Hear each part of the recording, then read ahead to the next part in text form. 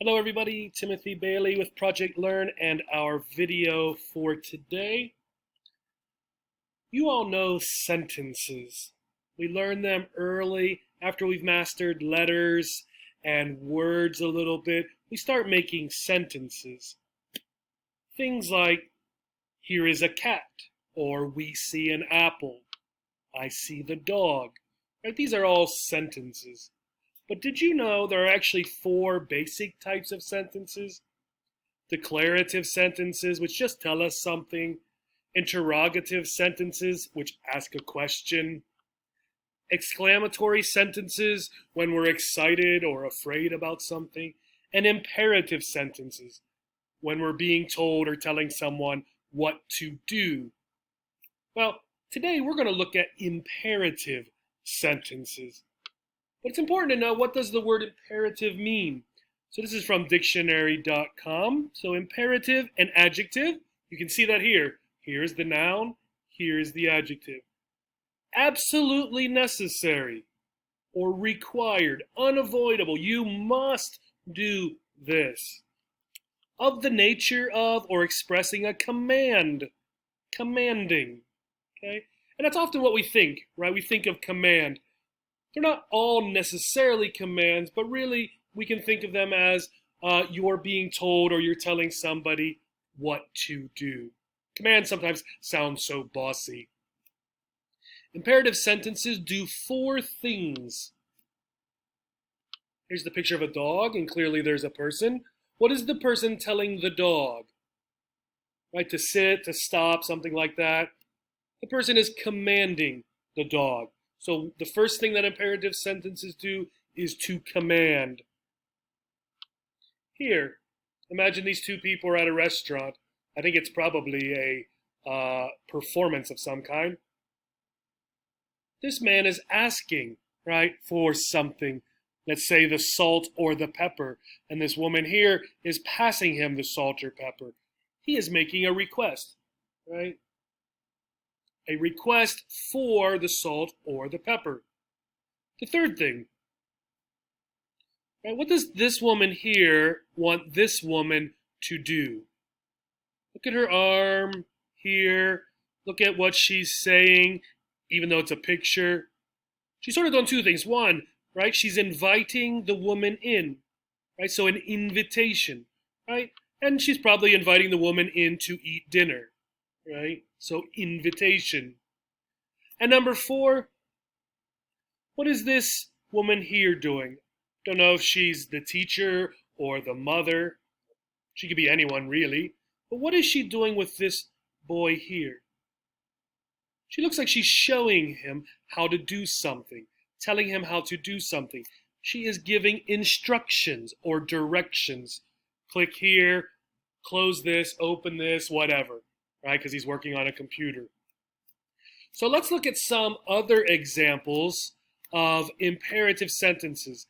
And here are the four reasons, the four ways that we use imperative sentences. So a command, stop running in the hall, right? A teacher might say that, a principal, right? If your house has hallways that are big enough to run in, your mother or father, someone might say that. An invitation, come over at 6. Okay, maybe this woman here, that's what she told this lady, and now it's 6 o'clock. So come over at 6, right? Maybe I'm having a party. A request, please turn the TV down, right? Please turn the TV down. This here, if you're not sure what this means, turn the TV down. We are talking about the volume, right? How loud the TV is.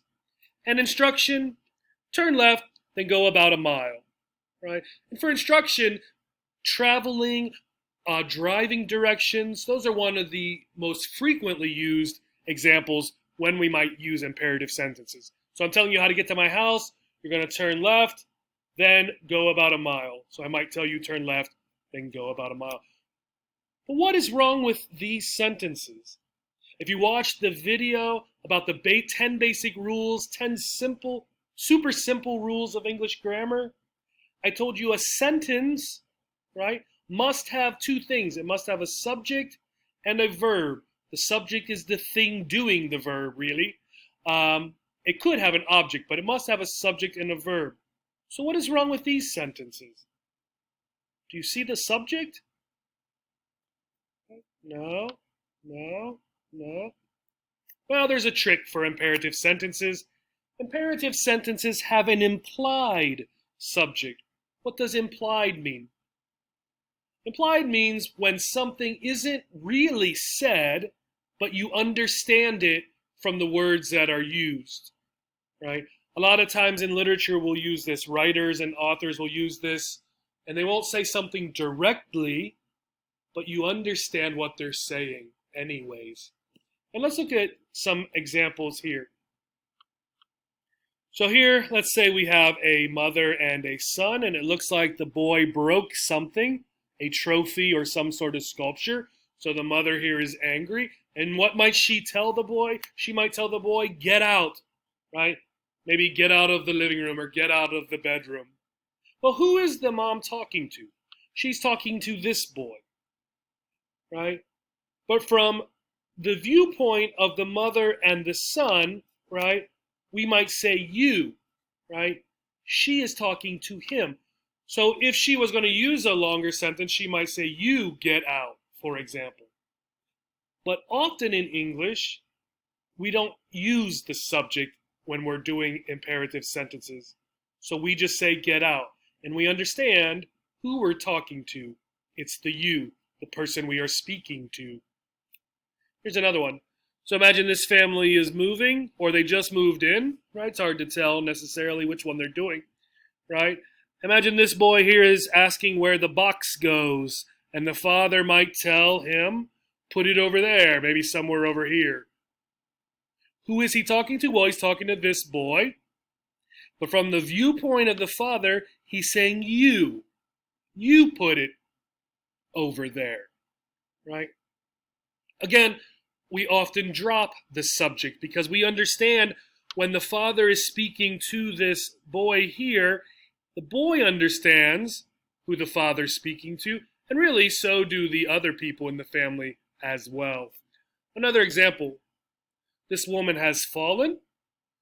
When we fall, when there's an accident, when there's an injury, what do we yell? We yell help. Well, who are we talking to? The you here would be anyone who can hear the person. So anyone who's around, maybe her husband, maybe her grandchildren, her neighbors, whoever, anyone who can hear this woman and hear her yell help, that is who the sentence is being directed towards, right? So you, the person who can hear me, help, right? We would never say that. We would just say help.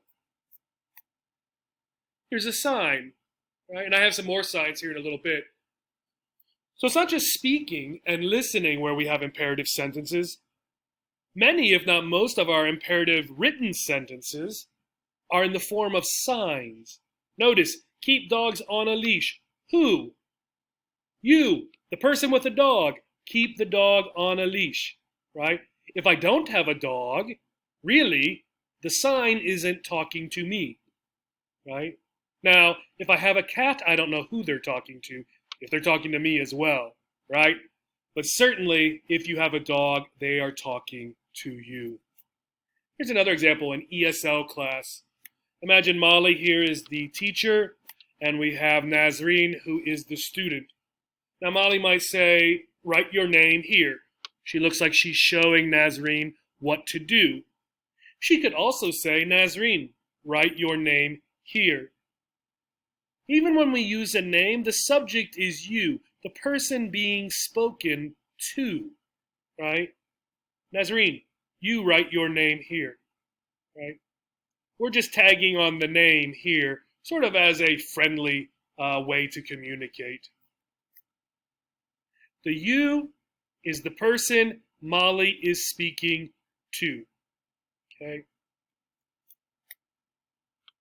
Here's a girl riding her bike. Now imagine her mother or father or someone gave her instructions when you can ride the bike, where you can ride the bike, all of that. So the mother might say, don't ride your bike at night, right? This is the negative form, often with don't, right?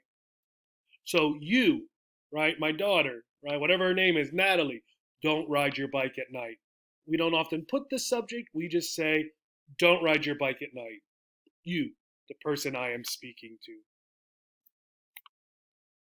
Here we have a line of people. You can see the blue guy here has cut in line or jumped the line. So imagine this girl here. She might say, wait your turn. And she might be angry. Wait your turn.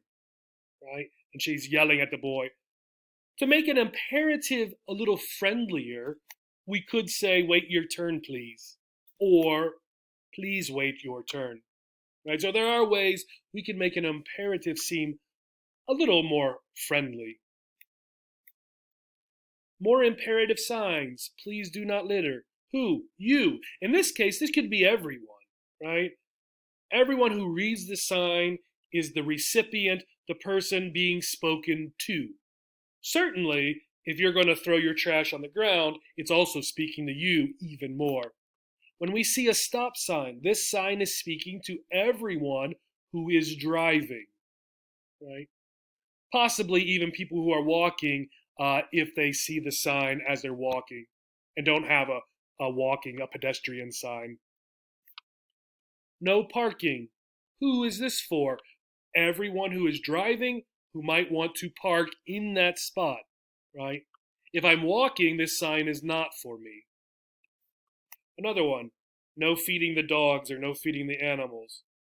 This, much like this, is for everyone, right? Anyone walking around, don't feed the animals. Certainly also for people who might think about feeding the animals. Let's try some imperative or not. So thumbs up, it is imperative. Thumbs down, it is not. Sit down. That's an imperative sentence. You sit down. The person I am speaking to. Do you like pizza? Right, that is not an imperative sentence. That is a question. A spider. Now don't be confused just because it has the exclamation point. This is not. It's not telling us to do something. It's merely telling us that someone is very emotional about a spider that they see. Watch out, a spider. Now, right, look, it is an imperative sentence. And if you've noticed one thing, imperative sentences begin with verbs, right? Because the subject would be first. You do this. You, right, do this. Okay? Be careful.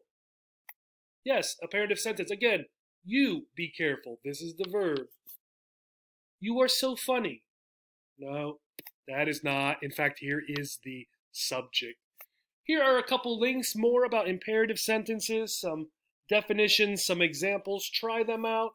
As you're driving around looking at signs, as you're listening to people give instructions, think about the imperative sentences that they are using. Thank you, and have a great day.